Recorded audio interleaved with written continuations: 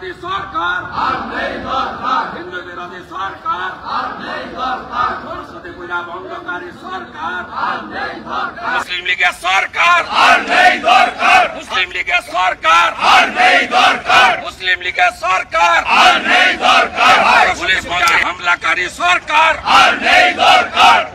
সরস্বতী পূজায় হামলাকারী সরকার সাবির আলীকে গ্রেফতার করতে হবে আলামিন মন্ডলকে গ্রেফতার করতে হবে প্রকাশ চন্দ্র কলেজে হামলা কেন জবাব চাই হাইকোর্টে গিয়ে পুলিশের সরস্বতী পূজা কেন জবাব চাই মুসলিম লীগের সরকার হিন্দু বিরোধী সরকার বিরোধী সরকার সরস্বতী পূজায় হামলাকারী সরকার সরস্বতী পূজায় হামলাকারী সরকার সরস্বতী পূজায় হামলাকারী সরকার মমতা ব্যানার্জি সরকার পুলিশ মন্ত্রী হায় হায় মুসলিম লীগের সরকার মুসলিম লীগের সরকার সাবির আলীর গ্রেফতার করতে হবে আলামিন মন্ডলকে গ্রেফতার করতে হবে সরস্বতী মাতা কি সরস্বতী মাতা কি।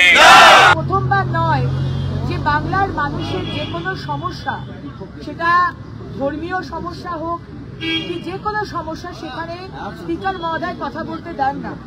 অথচ আপনারা জানেন যে আমাদের সংবিধানে right two freedom article number 25 to 28 সেখানে কিন্তু পরিষ্কারভাবে লেখা আছে যে ধর্মেও যে যার ধর্ম সে কিন্তু প্র্যাকটিস করতে পারে।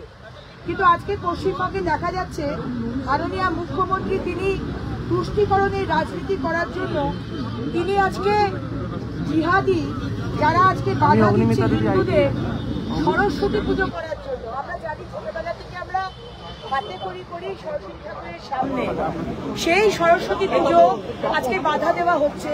এবং শুধু বাধা দেওয়া নয়, আজকে এখানে বিধানসভা যেটা হচ্ছে বিরোধীদের জায়গা কথা বলার, আমরা জনপ্রতিনিধি কিন্তু সেখানে কথা বলতে দেওয়া হচ্ছে না। আমরা দাবি করেছি মুখ্যমন্ত্রীর কোনো স্টেটমেন্ট নেই কেন? এত বড় ঘটনা সারা পশ্চিমবঙ্গ জুড়ে দুর্গাপুজো করতে দেওয়া হচ্ছে না, দুর্গাপুজো বাধা দেওয়া হচ্ছে, সরস্বতী পুজো বাধা দেওয়া হচ্ছে, লক্ষ্মী পুজো বাধা দেওয়া হচ্ছে, কার্তিক পুজো বাধা দেওয়া হচ্ছে। মুখ্যমন্ত্রীর কোন স্টেটমেন্ট নেই কেন? মুখ্যমন্ত্রীকে স্টেটমেন্ট দিতে হবে। আজকে প্রতিটা কথায় কেন আমাদের আদালতে যেতে হচ্ছে? মুখ্যমন্ত্রীকে জবাব দিতে হবে। কেন পুলিশ পাহারায় মুখ্যমন্ত্রীকে জবাব দিতে হবে। বিধানসভা থেকে আমাকে অবৈধভাবে সাসপেন্ড করা হয়েছে হিন্দুদের জন্য বলার জন্য, বাগদেবীর জন্য বলার জন্য। এই সরকার মোল্লাদের সরকার, এই সরকার মুসলমানদের সরকার, এই সরকার আনসারুল বাংলার 7 সেকেদের সরকার।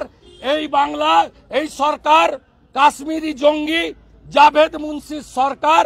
এই সরকারের মুখ্যমন্ত্রী মুসলিম তোষণকারী, হিন্দু বিরোধী, মুসলিম লীগ 2 এর সরকার।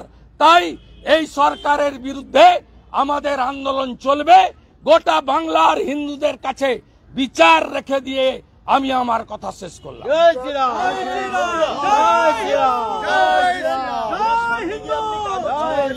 এটা এমন একটা ব্যবহার যে ব্যাপারটা অশোভনীয়। কি ব্যবহার? কি ব্যবহার? কাগজ ছুঁড়ে ফেলাটা।